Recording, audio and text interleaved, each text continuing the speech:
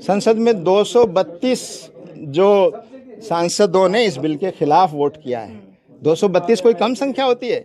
इतने बड़े विरोध के बावजूद, और वो पार्टी जिसके पास एक भी मुस्लिम सांसद नहीं है, वो पार्टी जिसके पास एक भी मुस्लिम महिला नहीं है, वो कहती है मुसलमानों के भले के लिए उनकी पार्टी का कोई एक मुसलमान रिप्रेजेंटेटिव आकर उस वफ़द के बारे में बोलने की पोजीशन में नहीं है, और कहा जा रहा है कि ये मुसलमानों के फेवर में है, जबकि पूरे देश का मुसलमान इसके विरोध में। नमस्कार, तो जनता लाइव देख रहे हैं आप, और मैं हूं आपके साथ पूजा। और इस वक्त हम मौजूद हैं दिल्ली के जमाते इस्लामी हिंद के दफ्तर में, जहां इस वक्त इनकी सालाना मीटिंग चल रही है। लेकिन इस मीटिंग का जो मुद्दा है वो है वक्फ कानून, जिसको द्रौपदी मुर्मू के हस्ताक्षर के बाद कानून का रूप उसने ले लिया है। और अब उसके विरोध में अलग अलग राज्यों से जो स्वर हमें सुनने को मिल रहे हैं, उसकी आगे की रणनीति क्या होगी, किस तरीके से उसका विरोध किया जाएगा, और क्या कुछ अभी भी गुंजाइश है उसको बदलने की या उसमें कुछ संशोधन करने की, उन तमाम मुद्दों पे आज यहाँ एक मीटिंग रखी गई थी।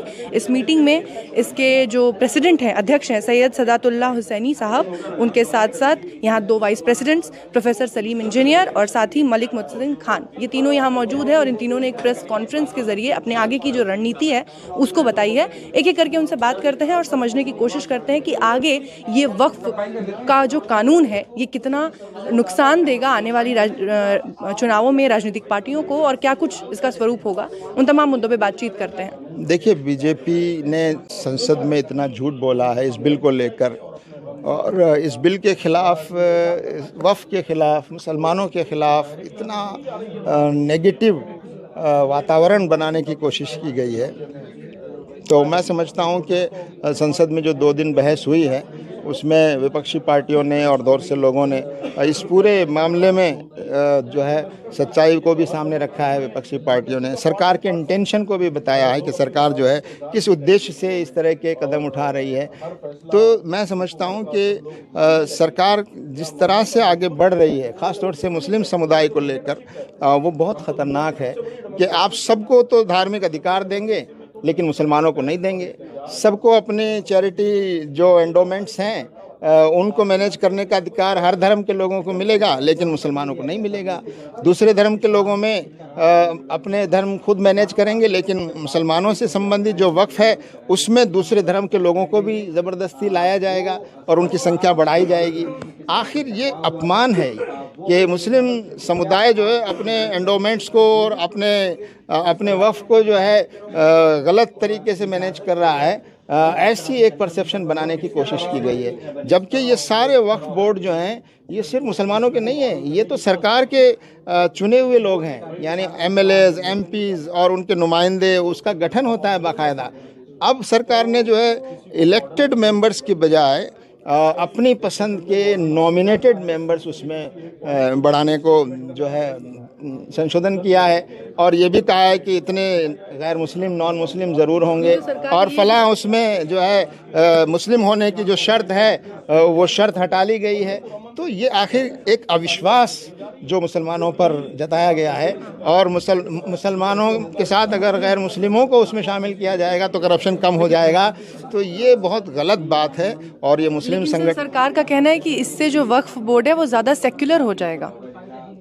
तो आप सिर्फ वक्फ बोर्ड को सेकुलर क्यों करना चाहते हैं? पहले तो वो पार्टी सेकुलर बने, पहले वो एंडोमेंट जो हिंदुओं के हैं वो सेकुलर बने, मंदिरों के जो ट्रस्ट हैं वो सेकुलर, उनमें भी दूसरे धर्म के लोगों को लाया जाए, दूसरे सिखों के जो गुरुद्वारे और उनका मैनेजमेंट है उसमें भी लाया जाए। हम नहीं कहते कि लाया जाए, लेकिन आप उनको नहीं छेड़ते हैं, हमको छेड़ते हैं। आपको स्पेशल ट्रीटमेंट दिया जाता है। हाँ, स्पेशल, हमारे साथ स्पेशल ट्रीटमेंट का मतलब उनको दबाने और कुचलने की कोशिश मुसलमानों को, और मुसलमानों के खिलाफ एक नफ़रत पैदा करने की कोशिश कि मुसलमान जो है इस देश में जायदादों पर कब्जा कर रहा है वक्फ के नाम पर। ये जो भ्रम फैलाया गया है, ये जो नफ़रत फैलाई गई है कि मुसलमान वक्फ के नाम पर सरकारी ज़मीनों पर, प्राइवेट प्रॉपर्टीज़ पर कब्जा कर रहा है, ये इतना बड़ा ख़तरनाक नफ़रत का एजेंडा है जिससे समाज में एक भ्रम फैला है।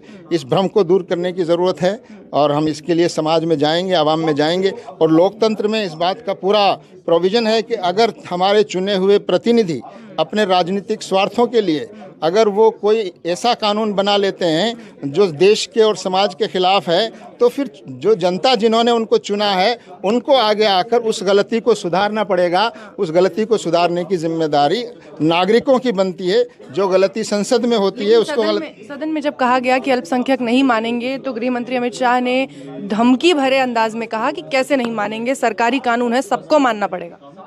ये तो आप समझ सकते हैं कि वो संविधान के अनुसार बात कर रहे हैं या संविधान के खिलाफ बात कर रहे हैं। अगर संसद कोई गलत कानून बनाएगी और जनता उसको गलत समझती है तो क्या उसका विरोध नहीं किया जाएगा? कानून तो अपने काम से चलेगा, लेकिन उसका विरोध किया जाएगा। आपने किसानों के हक में कानून बनाए, लेकिन किसानों ने उसको स्वीकार नहीं किया, किसानों ने विरोध किया, और जब आप किसानों से डर गए तो आपने कानून वापस ले लिया। तो आखिर संसद की हुई गलती को, संसद की नहीं बल्कि सरकार ज़बरदस्ती जो है अपने नंबर के आधार पर कि उसके पास ज़रा ज़्यादा नंबर है, आप कोई भी कानून बना लेंगे जो देश और समाज को बांटने वाला है, देश और समाज में अराजकता फैलाने वाला है, तो उसको रोका जाना ज़रूरी है। और अगर संसद में वो नहीं रुकता है और संसद ऐसा कानून पास कर लेती है, तो फिर जनता की ये जिम्मेदारी है कि जनता उस गलती को सुधारे। अगर ज़रूरत होगी तो हम अदालत के ज़रिए इस गलती को सुधारने की कोशिश करेंगे और पब्लिक में जाएंगे, आवाम को समझाएंगे, जनता को समझाएंगे। सिर्फ मुसलमानों से नहीं कहेंगे, हमारे हिंदू भाइयों को समझाएंगे जिनको बरगलाया गया है, गलत बताया गया है। बताएंगे कि ये कितना ख़तरनाक कानून है और ये जो कानून बना है इससे सिर्फ मुसलमानों का नुकसान नहीं है, इससे देश का और समाज का नुकसान है। तो जनता उस गलती को सुधारेगी। लेकिन सरकार कह रही है कि कुछ मुस्लिम तंजीमें, जो आपने कहा बरगलाने की बात, वो तो जैसे मुस्लिम पर्सनल लॉ बोर्ड हो या इन जैसे तमाम जो संगठन है उन पे कह रही है कि मुसलमानों को बरगला रहे हैं ये लोग और झूठी अफवाहें फैलाई जा रही है संशोधन को लेकर। आप अंदाज़ा लगा लीजिए, संसद में 232 जो सांसदों ने इस बिल के खिलाफ वोट किया है।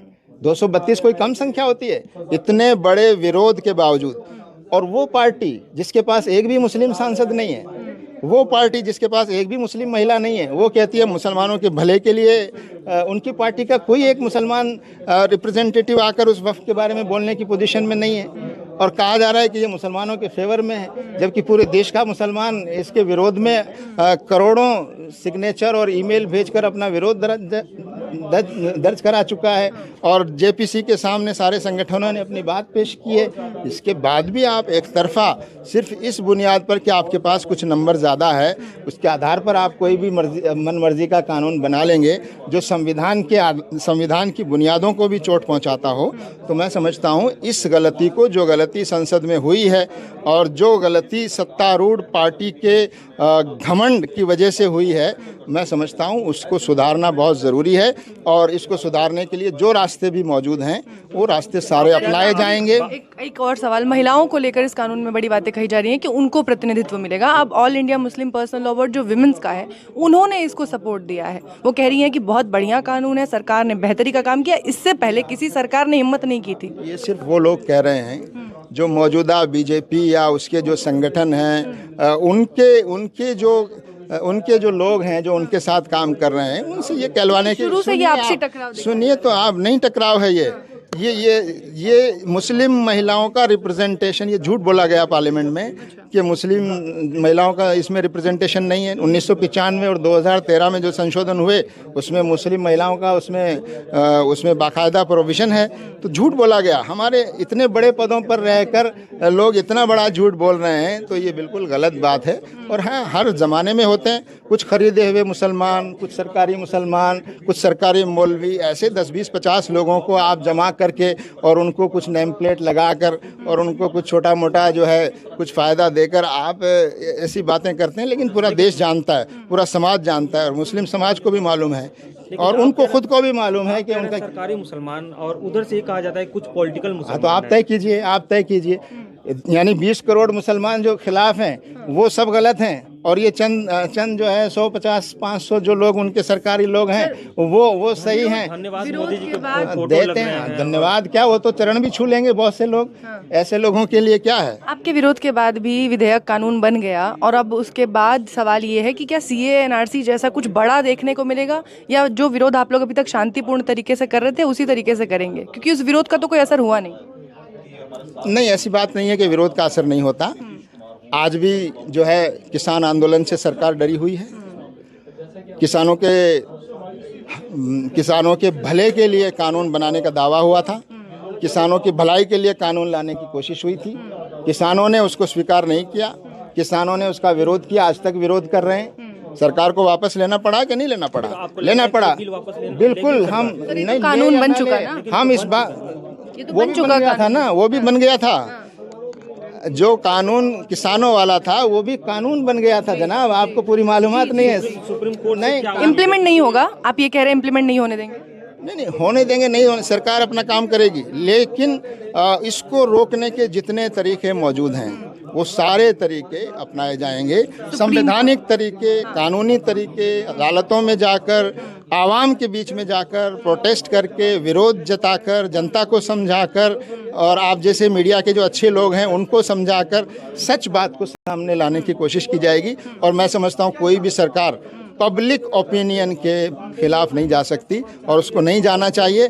अगर कोई कानून उनकी जिद में ऐसा बन जाता है गलती से, जिससे देश में अविश्वास पैदा हो रहा है और देश में अराजकता फैल रही है, तो सरकार को चाहिए कि वो इस पर विचार करे। जिस तरह किसान आंदोलन के बारे में उन्होंने विचार करके कानून वापस लिया, तो हम पूरी तौर पर अभी भी इस कानून को वापस करने के जो तरीके भी मौजूद हैं इस देश के संविधान के मुताबिक, चाहे वो पब्लिक में जाने वाले तरीके हों या अदालत में जाने के तरीके हों या आवाम के बीच में जाकर सच बात लोगों के सामने कहने आवाम के बीच में सर कहाँ, बिहार में भी जाएंगे जहाँ इलेक्शन होने वाले हैं? देश में कोई इलेक्शन से ताल्लुक नहीं है, ये पूरे देश में होगा। और जिन राजनीतिक पार्टियों ने हमको विश्वास दिलाया गया, जो एनडीए के साथ थी, वो हमेशा कहती रही कि हम इसके खिलाफ जाएंगे, पास नहीं होने देंगे। आखिरकार उन्होंने समर्पण कर दिया, समर्पण किया है, समर्थन नहीं समर्पण किया है, और अपने आप को एक तरह से आत्महत्या की है उन्होंने राजनीतिक तौर पर। मैं समझता हूँ उन पार्टियों को जल्दी अंदाज़ा होगा कि उन पार्टियों को जिन्होंने ये गलत तरीका अपनाया है, उन पार्टियों को राजनीतिक नुकसान भी बहुत जल्दी उठाना चेतावनी है जी, चेतावनी है उनकी, उठाना पड़ेगा। इसका नतीजा होगा ये, जो आदमी गलत रुख पर जाएगा उसको गलती का नतीजा तो भुगतना पड़ेगा।